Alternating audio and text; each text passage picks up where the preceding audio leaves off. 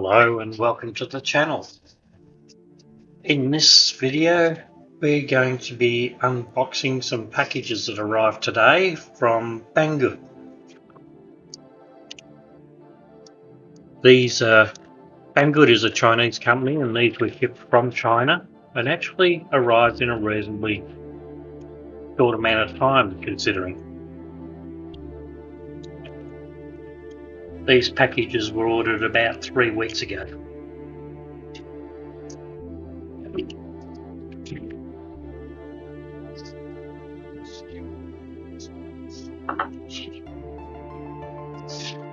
Okay, so this one's a box or an enclosure.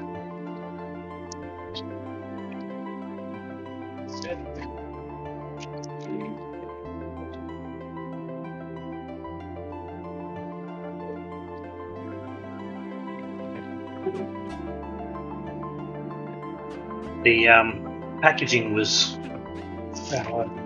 polystyrene foam, so it looks to be in reasonable condition as a result of it, or after its transportation.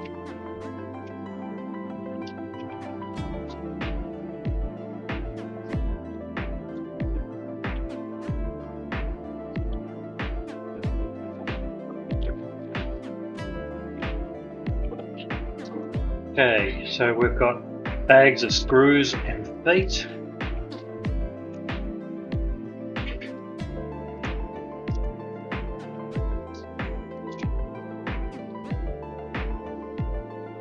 Bag with wire,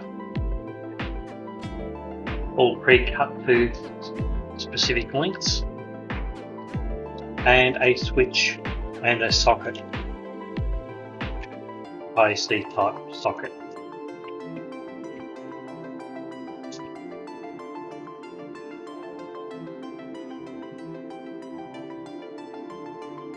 (16 amp 250 volt AC, 20 amp 125 volt AC).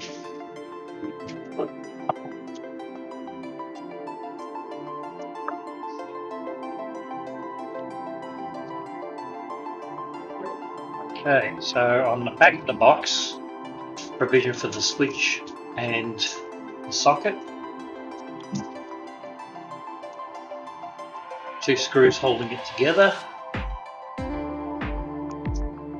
on each side. Alright, we'll come back to that next. So we have this other box. Foam's taken a bit of beating. These were all in a plastic bag, wrapped up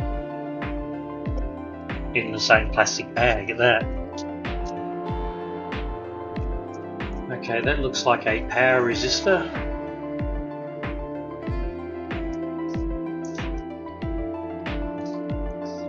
There will be high frequency noise when the switching power supply is powered on, which can be improved by adding a load resistor as shown in the figure. You can only connect the cables with a foundation in electronic and electrical engineering and must be reliably grounded. Due to different power supply production batches, the internal materials detail may be different. Hereby explained.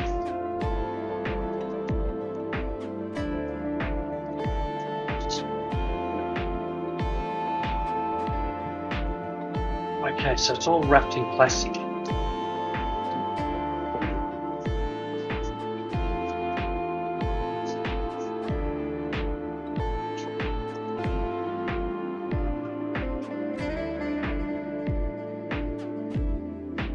Now, the last package is this here. So, this power supply, for those who don't know, is 220, 230 volt AC supplied to 60 volt DC. Alright, 70 volt DC, 11.4 amps. And this is a controller for a power supply.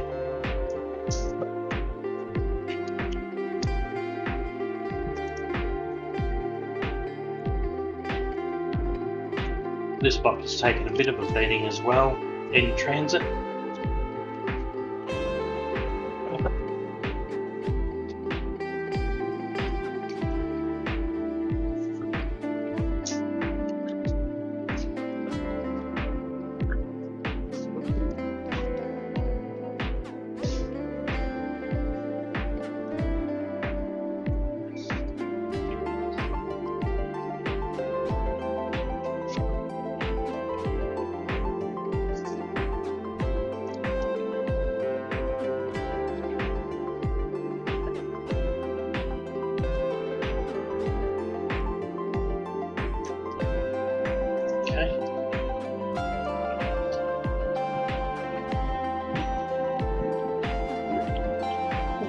Lugs.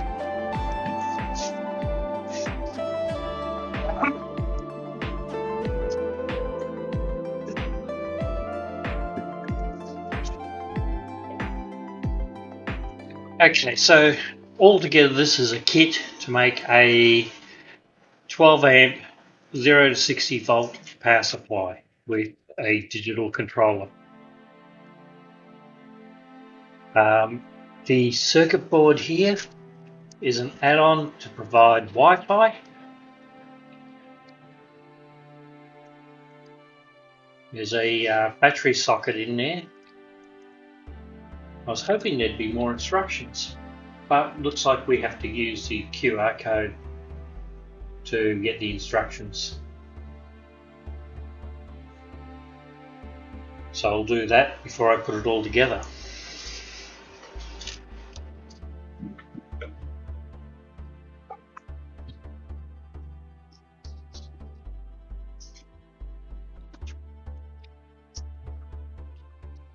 Okay, I've printed out the manual, and at first glance it's in Chinese. However, if you go through, about halfway through, it repeats in English.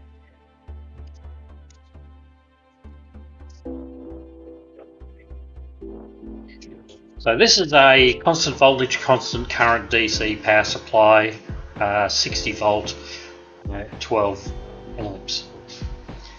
Now I got the Wi-Fi version, the RD6012W. This thing's supposed to be pretty cool, with the ability to set the voltage either using the keypad or using the knob. It's actually a multi-step knob, and I'll scan this page and put it on the screen. So she's looks like a very nice unit. We'll soon find out what it's like. It comes as 3 separate parts that you have to order separately. You get the power supply as one component, the case as another, and then this module as your third one. There are several different models of this, some with and some without Wi-Fi. It does require a battery. I think that's for its memory storage, and I don't happen to have one of those on hand, so I'll have to order one of those in.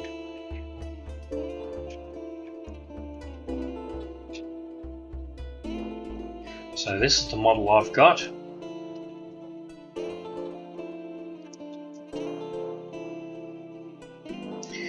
P is the input fuse, Q is the output fuse. And it looks like the sockets beside them are just in parallel, so if you blow the fuse that's soldered to the board, you can bypass it.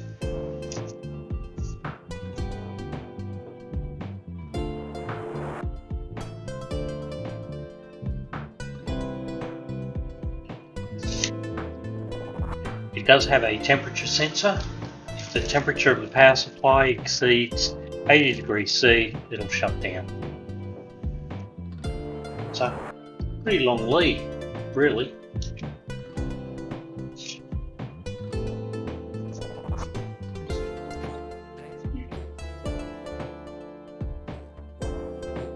And it's got a clock function.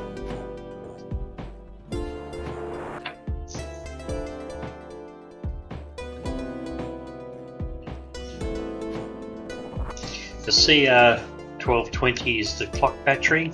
Please prepare by yourself. It can power the clock function. Communication interface is a special interface. Please don't connect to other modules or cables. So when I was unpacking it, here it is. This is the Wi-Fi module.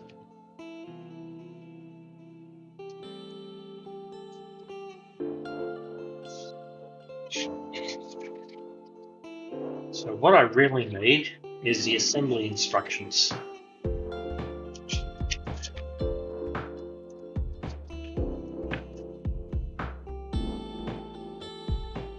And the Wi-Fi module lets you control it with an Android app, which I'll have to download.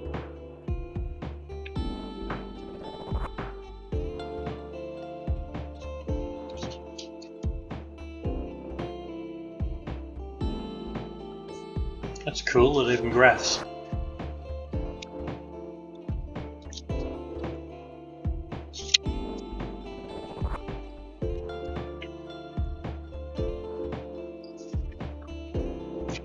You can also get an iOS app for the Apple phones. I wonder if I can use that app on the tablet.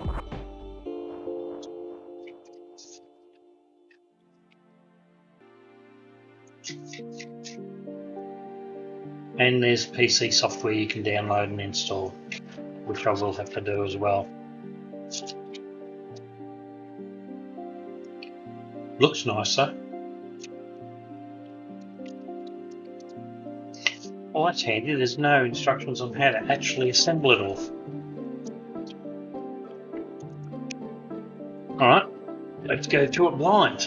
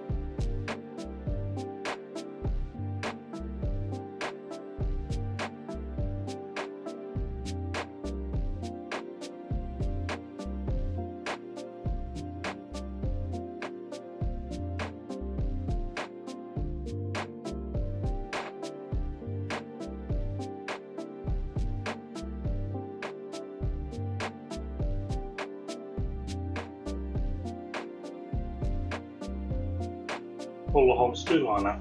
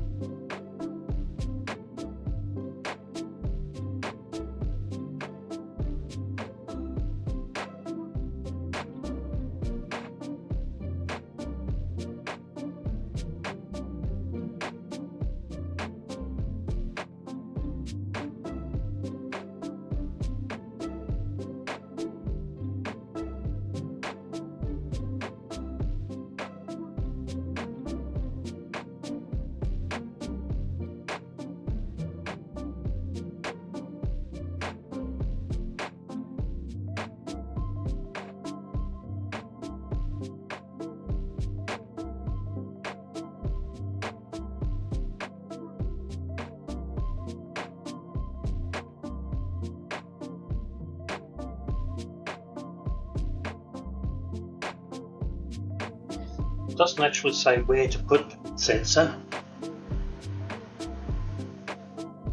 only that it exists.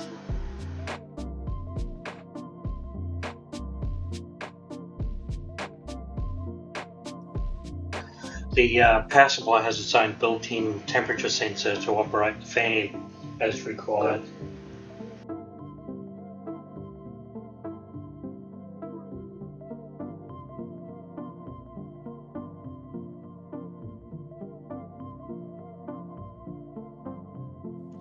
Okay, so 4 spare screws.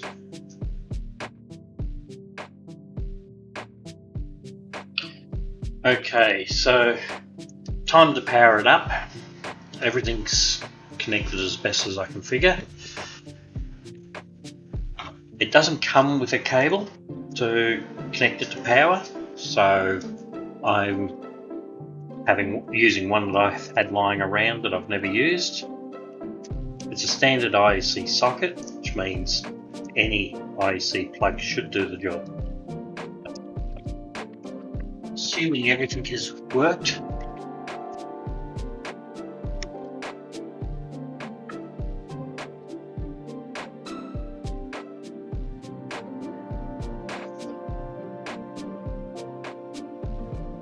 and it all looks pretty good.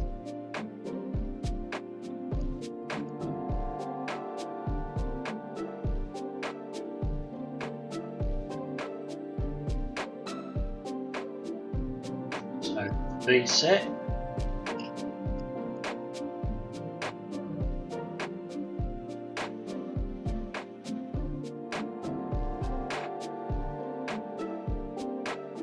And we've got an output.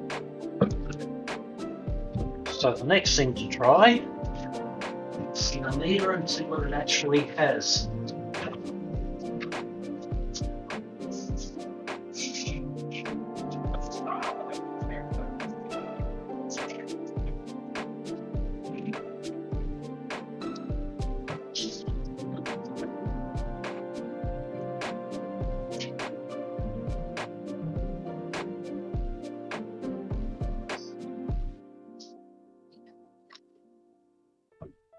So I'm DC, connect to negative, and yeah, I'm getting exactly what's displayed on the front screen, near enough. There is a calibration mode by all account, and I'm going to have a play around and see how all of that works.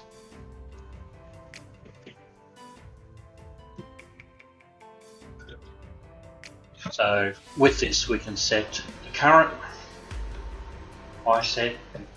It's set for 12.1 amps, and what we can do is set it down, say 0.0 to 2 amps.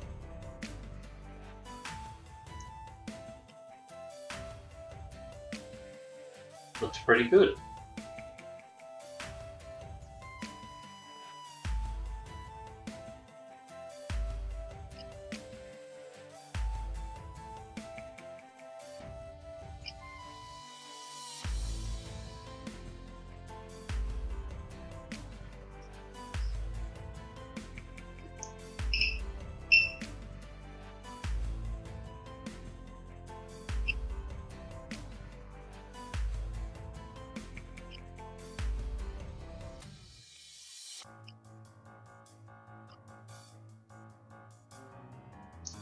Okay, so I guess connecting it up to USB and having a play would be the next thing.